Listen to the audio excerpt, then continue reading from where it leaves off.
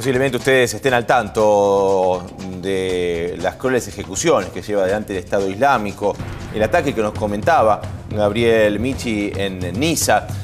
Uno puede pensar que una masacre termina tapando la otra.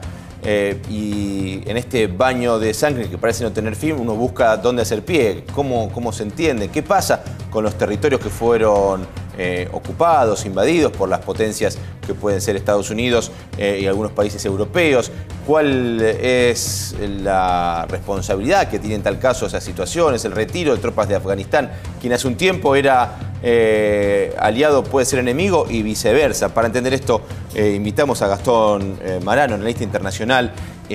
Gastón, bueno, desde tan lejos a veces es difícil tomar noción de lo que aparentemente puede ser denominada una guerra no convencional, con un enemigo de ratos invisible. El ataque a Charlie Hebdo también así lo demostró. Y estos mensajes a través de las redes que emplea el Estado Islámico con estas, no sé, adjetivar en estos casos es difícil, porque cualquier muerte es repudiable. El modo en que se está llevando adelante la ejecución es doblemente repudiable, ¿no?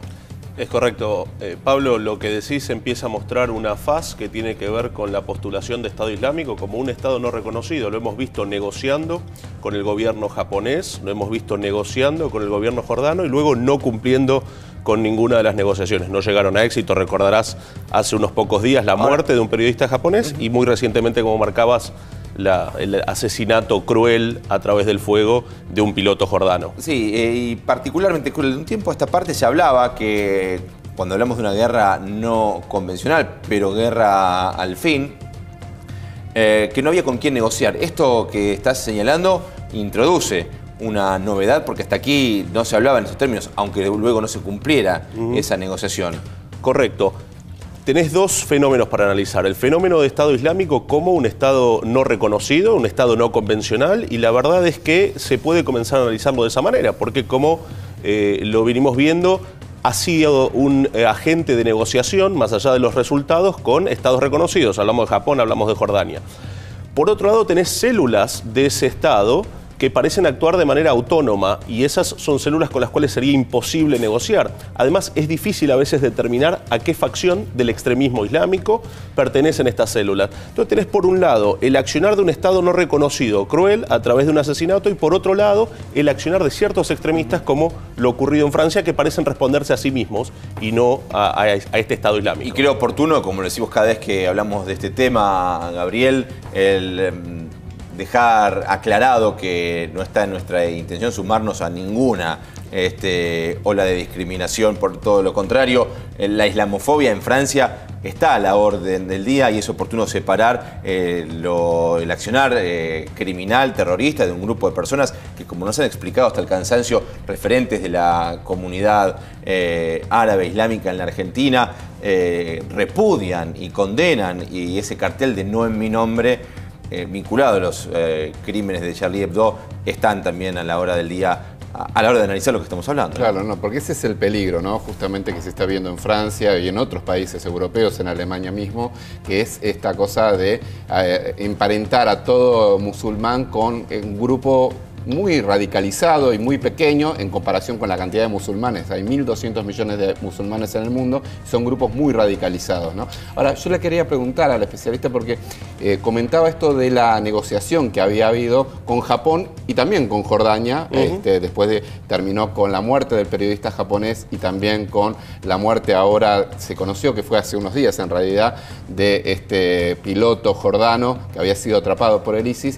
Que toda esa negociación tenía que ver con la liberación de una mujer, ¿no? ¿Quién es esa mujer? ¿Por qué es tan importante para el Estado Islámico? Bueno, básicamente es uno de los referentes espirituales del Estado Islámico. A veces uno puede cometer el error, y sí me sumo a lo que venían marcando, de sobresimplificar estas cuestiones y pensar que todo país islámico, que ya es una denominación inútil, porque conocemos que hay un sinnúmero de países islámicos que funcionan de maneras diferentes, uno podría, sobresimplificando, pensar que la mujer no cumple un rol preponderante. Vemos en el caso de esta mujer en particular que sí lo cumple, porque más allá de su desempeño militar, era una consejera y de las más importantes que tenían, dicen quienes analizan a ella como personalidad que cumplía un rol más bien de apoyo, de sustento espiritual, como una madre para ellos. En torno a su liberación fueron las dos negociaciones, no fueron exitosas como lo vemos. Es interesante destacar, en la línea de lo que marcaba Pablo, que lo que hay que combatir en última instancia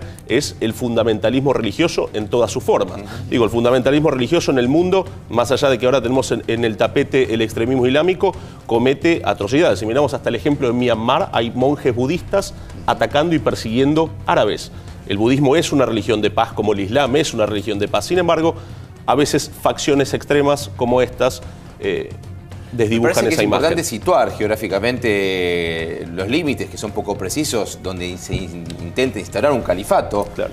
Y las pujas internas también, ¿no?, que hay dentro de estas facciones extremistas. Correcto. Actualmente ellos destacan como la capital del califato a la ciudad de Al-Raqqa, ¿sí?, ubicada en Siria, pero la expansión excede por mucho eso. Vos sabés que desde el desplegamiento de las tropas de Estados Unidos fuera de Irak, hay una presencia muy importante del Estado Islámico en Faluya y en Mosul. Entonces, básicamente, esas ciudades nos dan la pauta de su ubicación geográfica. Sin embargo, lo peligroso de estos combatientes no tradicionales, que tienen más de 30.000 personas abocadas a esta guerra santa, según sus propias perspectivas, que vienen de 90 países distintos, de los cuales el 10% son europeos, que no son datos pequeños. Lo cierto es que fuera de estas tres ciudades se sospecha que tienen permanencia células, algunas durmientes y algunas activas, por todo el mundo. Y ese es un riesgo también a considerar.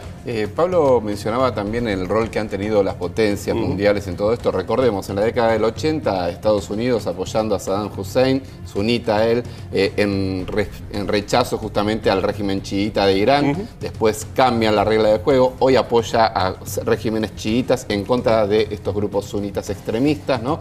¿Qué rol tienen las potencias? ¿Qué responsabilidad en realidad tienen las potencias en lo que hoy se está viviendo? Las potencias han hecho posible en muchos de los casos el armamento de estos grupos extremistas. Muchas veces exacerbando un enfrentamiento interno, han armado a grupos que hoy por hoy lamentamos estén armados. Fue el caso de Al-Qaeda, no nos olvidemos, y hubo un emparentamiento fuerte entre Estado Islámico y Al-Qaeda que se terminó de romper hace unos 2 años. Actualmente reivindican una postura absolutamente distante a la de Al-Qaeda. Entonces, básicamente, las potencias han jugado un papel triste en el sentido de que cuando no tuvieron más una intencionalidad geopolítica en la zona de la que se trataba, se retiraban sin una estrategia de retiro que contemplaran qué le iba a pasar a lo que dejaban atrás. Un tema central en estas cuestiones es el financiamiento, cómo un ejército de esta naturaleza puede en el día a día hacerse del armamento que emplea, cómo alimentan a sus tropas.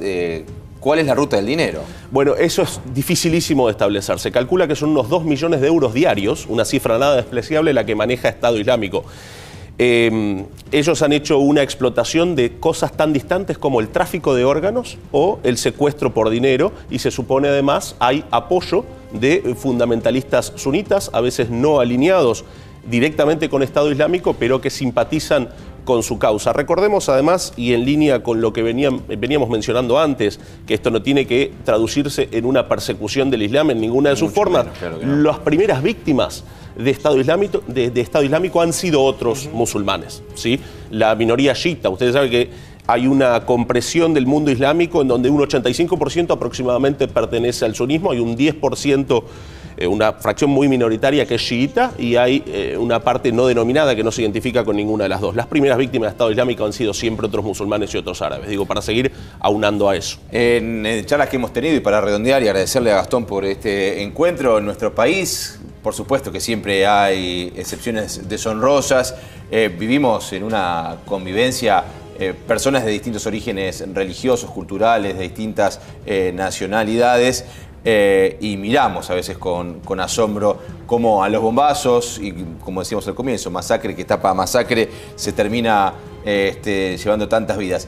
alguien señalaba, si en vez de petróleo hubiera aceitunas, esto no estaría pasando en ese lugar del mundo. Sin duda, sin duda. Y ahora también tiene que ver el peso geopolítico que tiene estratégicamente para el control de otros equilibrios muy difíciles de mantener en esa región, ¿no? También. Para terminar, Gastón, y una vez más gracias por estar con nosotros, ¿cuán cerca o lejos está de poder controlar el problema que representa estos ataques, insistimos, extremistas del Estado Islámico? Hay dos cosas a analizar. La cuestión que tiene que ver con el armamento de Estado Islámico como un Estado no reconocido puede ser fácil de controlar desde lo militar. Ahora, este tipo de situaciones como la que ocurrieron en Francia no pueden ser controladas militarmente, requiere una solución cultural. Entonces, estos dos problemas están presentes. Tenemos por un lado un Estado no reconocido, al cual podría uno contestarle militarmente, pero tenemos grandes facciones de la sociedad que empiezan a radicalizarse. Y de la única manera en la que puede contrarrestarse eso es con cultura, con educación y con tolerancia. Gastón Marano, gracias por esta visita Gracias a vos. al regreso de CN23.